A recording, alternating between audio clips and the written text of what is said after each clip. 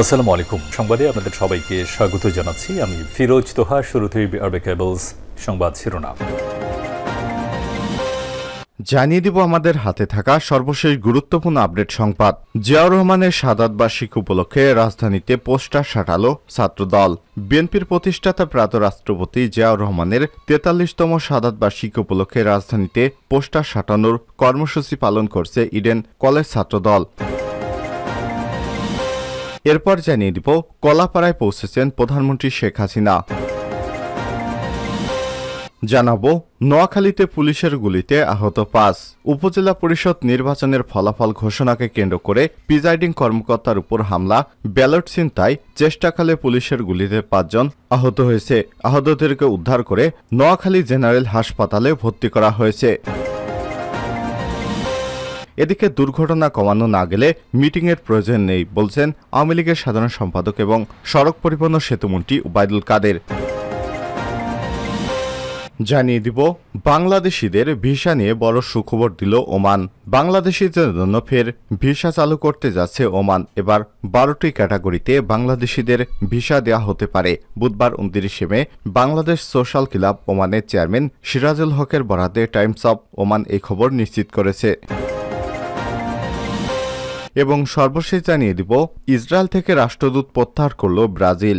Israel থেকে নিজেদের রাষ্ট্রদূতকে প্রত্যাহার করে নিয়েছে ব্রাজিল। বুধবার প্রজ্ঞাপন জারি করে আনুষ্ঠানিকভাবে এই ঘোষণা দেয় প্রেসিডেন্ট লুলা ডি সিলভা সরকার। আল জাজিরা এবং এপির প্রতিবেদনে বলা হয়েছে ইসরায়েল থেকে রাষ্ট্রদূত ফেডরিককে প্রত্যাহারের ঘোষণা দেয় ব্রাজিল সরকার। তাকে সুইজারল্যান্ডের জেনেভায় বদলি করা হয়েছে। প্রিয় দর্শক, এতক্ষণ শুনছিলেন সংবাদ শিরোনাম, এবারে বিস্তারিত।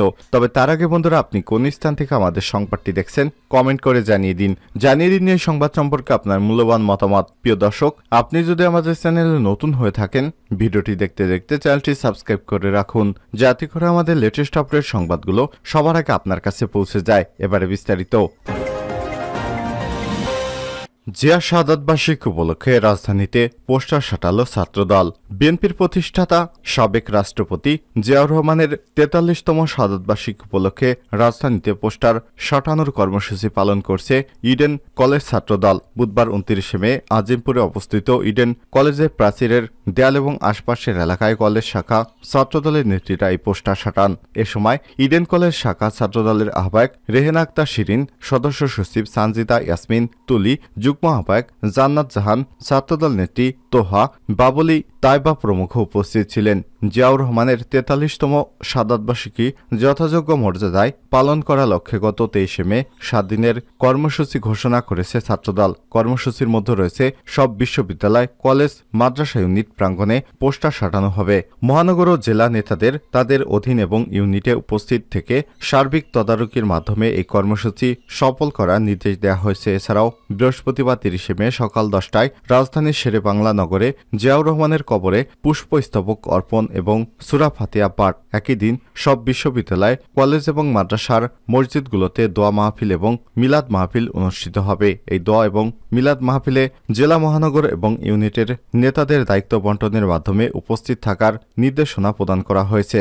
এছাড়াও ৩০ মে ৫ই জুন বিশ্ব পরিবেশ দিবস পর্যন্ত সব বিশ্ববিদ্যালয়, কলেজ এবং মাদ্রাসা প্রাঙ্গণে বৃক্ষরোপণ কর্মসূচি পালিত হবে। ছাত্রদলের জেলা এবং মহানগর ইউনিটের নেতাদের তাদের অধীনে শিক্ষা প্রতিষ্ঠানের বৃক্ষরোপণ কর্মসূচি পালন করার নির্দেশ প্রদান করা হয়েছে। আগামী ৩১ মে সকাল ১০টায় ছাত্রদলের কেন্দ্রীয় কার্যালয় প্রাঙ্গণে জিয়াউর রহমানের জীবন এবং কর্মের উপর আলোকচিত্রী প্রদর্শনী অনুষ্ঠিত হবে।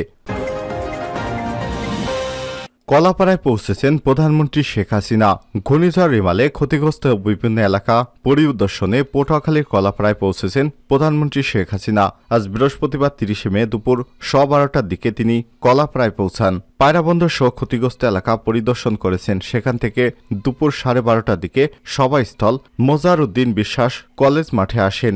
এদিকে প্রধানমন্ত্রীর সভাকক্ষে কেন্দ্র করে কানায় কানায় পূর্ণ হয়ে গেছে কলেজ মাঠ। সকাল থেকে উপজেলার বিভিন্ন জায়গা থেকে সভা সমাবেশে যোগ দেওয়া শুরু করেছে। সকাল 10টার মধ্যে পরিপূর্ণ হয়েছে সমাবেশ স্থলটি। বন্যায় ক্ষতিগ্রস্ত প্রায় 2000 লোকদের মাঝে ত্রাণ সামগ্রী তুলে দেবেন প্রধানমন্ত্রী শেখ হাসিনা। প্রধানমন্ত্রীর সফরসঙ্গী হিসেবে সঙ্গে রয়েছেন দুর্যোগ ব্যবস্থাপনা এবং ত্রাণ প্রতিমন্ত্রী মহিবুর রহমান সহ বিভিন্ন দপ্তরের কর্মকর্তারা। উপজেলা প্রশাসনের সূত্র থেকে জানানো হয়েছে, প্রধানমন্ত্রীর সফরকে কেন্দ্র করে সার্বিক বিস্তৃতি কঠোর নিরাপত্তা জোরদার করা হয়েছে। উল্লেখ্য, গত ২৬ মে রাত থেকে ২৭ মে দুপুর পর্যন্ত ঘূর্ণিঝড় রেমালের প্রভাবে দেশের বিভিন্ন জেলার মধ্যে উপকূলীয় অঞ্চল ব্যাপক ক্ষয়ক্ষতি হয়েছে। জলস্রোতের কারণে তলিয়ে গেছে কয়েক হাজার বসতবাড়ি, কৃষি এবং মৎস্য খাতে প্রায় অর্ধ কোটি টাকার ক্ষয়ক্ষতি হয়েছে বলে জানিয়েছে সংশ্লিষ্ট সূত্র। নোয়াখালীতে পুলিশের গুলিতে আহত ৫। উপজেলা পরিষদ নির্বাচনের ফলাফল ঘোষণাকে কেন্দ্র করে প্রিজাইডিং কর্মকর্তার উপর হামলা এবং ব্যালট ছিনতাই চেষ্টাকালে পুলিশের গুলিতে ৫ জন আহত হয়েছে। আহতদের উদ্ধার করে নোয়াখালী জেনারেল হাসপাতালে ভর্তি করা হয়েছে। এই ঘটনায় বুধবার ২৯ মে রাতে সুদারাম মডেল থানায় একটি মামলা দায়ের করা হয়েছে। আহতরা হলেন উপজেলা কালাড্রাপ ইউনিয়নের ৯ নম্বর ওয়ার্ডের উত্তর সুল্লুকিয়া গ্রামের মোহাম্মদুল্লাহর ছেলে আব্দুল মান্নান ৪০, শাহ আলমের ছেলে মামুনুর রশিদ ২৬, মোহাম্মদ হানিফের ছেলে রাকিব হোসেন ২২, আবু কালামের ছেলে মোহাম্মদ কবির হোসেন ২২, একই গ্রামের রফিকুল্লাহ ছেলে মোহাম্মদ জামাল ৫৫। আহতদের স্বজনেরা জানায়, কেন্দ্রের সামনে প্রার্থীদের পাল্টাপাল্টি স্লোগানকে কেন্দ্র করে উত্তেজনা সৃষ্টি হয়। ওই সময় পুলিশ এসে আতর্কিত গুলি চালায়। এতে ঘটনাস্থলেই ৫ জন গুলিবিদ্ধ হয়ে আহত হন। তাৎক্ষণিক স্থানীয়রা তাদের উদ্ধার করে ২৫০ শয্যা বিশিষ্ট নোয়াখালী জেনারেল হাসপাতালে ভর্তি করে। বর্তমানে তারা সবাই হাসপাতালে চিকিৎসাধীন অবস্থায় রয়েছে। আহতরা সবাই আনারস প্রতীকের জয়ী প্রার্থী একেএম শামসুদ্দিন জেহানের সমর্থক। দুর্ঘটনা কমানো না গেলে মিটিংয়ের প্রয়োজন নেই, ওবায়দুল কাদের।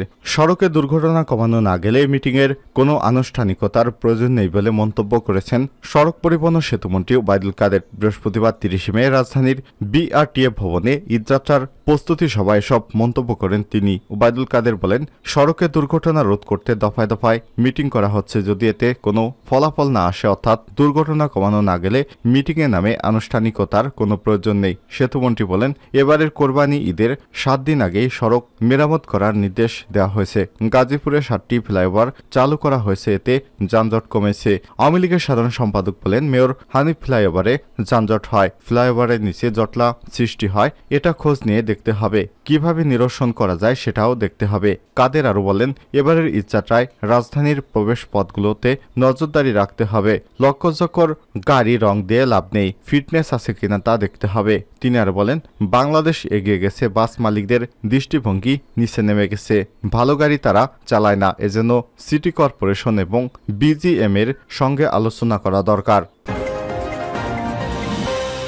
বাংলাদেশিদের ভিসা নিয়ে বড় সুখবর দিল ওমান। বাংলাদেশিদের জন্য ফের ভিসা চালু করতে যাচ্ছে ওমান। এবার ১২টি ক্যাটাগরিতে বাংলাদেশিদের ভিসা দেওয়া হতে পারে। বুধবার ২৯ মে বাংলাদেশ সোশ্যাল ক্লাব ওমানের চেয়ারম্যান সিরাজুল হকের বরাতে টাইমস অব ওমানে এ খবর প্রকাশ পায়।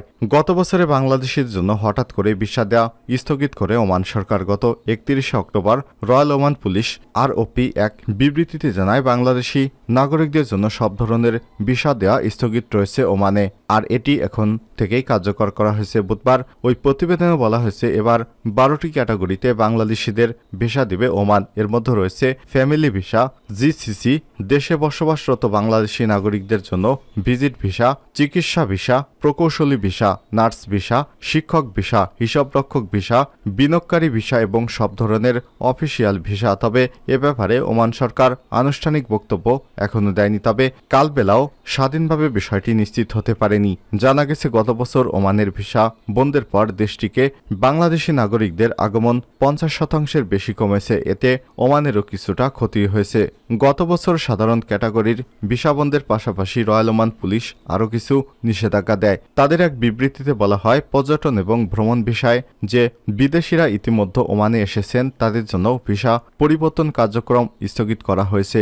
এর আগে পর্যটন এবং ভ্রমণ ভিসায় ওমানে গিয়ে প্রবাসী কর্মী হিসেবে ভিসা নিতে পারতেন। ভিসা পরিবর্তন কার্যক্রম স্থগিত হয়। যারা কর্মী হিসেবে ভিসা নিতে চান তাদের নিজ দেশে ফিরে কাজের ভিসা নিয়ে ওমানে যেতে হবে। তবে এই সুযোগ বাংলাদেশের জন্য থাকছে না, কারণ পরবর্তী নির্দেশনা না দেওয়া পর্যন্ত বাংলাদেশিদের জন্য সব ধরনের ভিসা স্থগিত রয়েছে।